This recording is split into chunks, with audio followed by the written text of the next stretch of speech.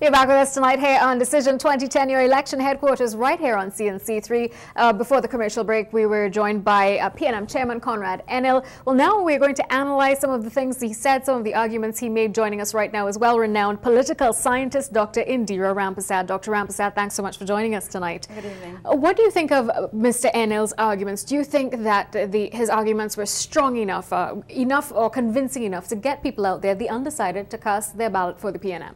Certainly not. I looked at his demeanor, and Shelley, he could hardly look you in the eye to make these responses. And I observed him in another program earlier today. He seemed very insecure and a little bit worried. He couldn't face the camera directly. He had his head bent most of the time. And he skirted a lot of your questions. He didn't directly respond to them, especially those relating to Udicott, Calder Heart, and the issue of the church. But that is in keeping with the doctrine of collective responsibility, and it is also him also singing for his supper, because we're seeing what is happening to some members of the PNM that have not toed the line. Penelope Beckles, Anthony Roberts, and René Dumas from Tobago. So he is really trying his best to... Have they been put in a good enough position to strongly defend their political leader, because they're all being called upon to be, as some would say, I heard someone mention it the other day, Mr. Manning's mercenaries? Are they in a strong enough position? Do they have enough ammunition to adequately and successfully defend the PNM or Patrick Manning? Yes, ammunition is lacking, but also information. He seems as if he himself doesn't know what is going on, as if he is uncertain as to the rationale for a lot of that has happened, and a lot of Mr. Manning's behavior. I was particularly interested in the question you asked about Keith Rowley. How is Mr. Manning going to explain bringing back Keith Rowley as an MP? Similarly, how is Keith Rowley going to campaign on the platform when he has been called a wajang, and so it's like both of them, in some respects, are compromising their very integrity, which is what you're going to take to the people. Now, a few years ago, we would have said that people vote, according to Dr. Eric Williams, he could put a crapo in a tie and he'll with a Balize tie, and they'll vote PNM. Is that still the case in this election, this 2010 election here? Are you still having people voting for the PNM and still blindly loyal to the PNM? Or are they looking at the other option? Are they looking at the individual Patrick Manning as opposed to Kamala Persad-Bissessar? What are the issues they're looking at? There will be those diehards who will vote the PNM as a party, and then there's also the ethnic factor where people are definitely going to blatantly vote race in that respect, because the political parties are racially aligned. But the Patrick Manning factor himself, the Manning factor, and the high anti-Manning sentiments that has emerged in this election because of the various issues discussed, that you discussed with him, the Udicott, the Calder Heart, the church, the off report, all of that coming out, the $2 million flag, the stadium, has made Mr. Manning personally unpopular. And that's why we're seeing a calypso coming out of the UNC camp. Patrick Manning has to go, which is being sung by Crazy. And we're seeing also some interesting dynamics, some radical elements into the politics, like Percy Villafana.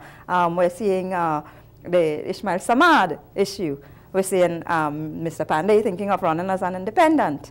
So it's a very interesting election with all those dynamics, and much of it is directed against Mr. Patrick Manning.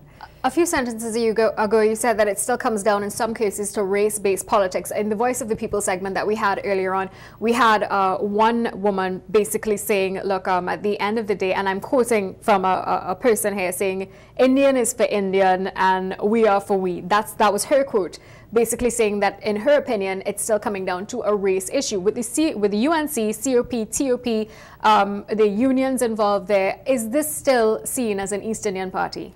I think that is the image they are trying to dissipate and to dismiss. That I noticed that they're calling the party now the UNCOP, and the attempt there is to dismiss that image of a UNC Indian party, which we know is rampant. Mr. Manning has already played the punching, the punching line in the platform.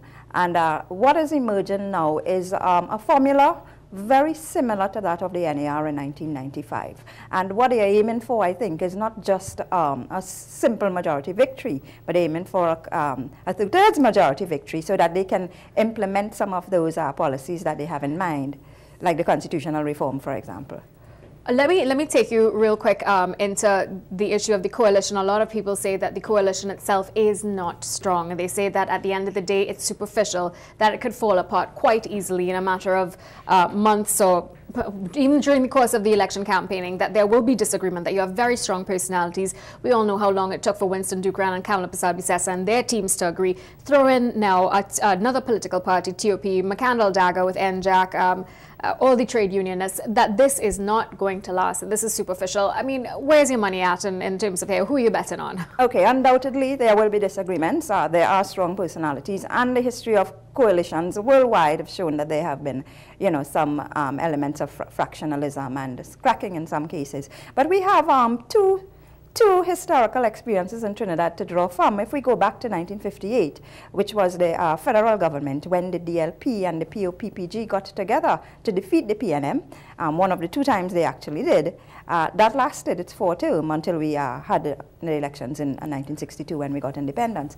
And in 1995, interestingly, the NAR had come together with Mr. Pandey and the UNC when the 1772, and that lasted its term for 4 years. So it's iffy, but it can also work. I mean, the possibility exists if it is properly worked out. So I think what they're focusing right now is a united national front to win an election. That is the priority, the first priority. And that they're also putting things in place to try to govern, to get sustainable governance. And I've been hearing that kind of term being bandied around. To what extent it's going to materialize, I mean, I really can't predict. All right, well, Dr. Rampersad is going to stay right here with us. Coming up after this very short commercial break, do Jack Warner and Suraj Rambachan still hate each other? Can they be trusted? Can they work together?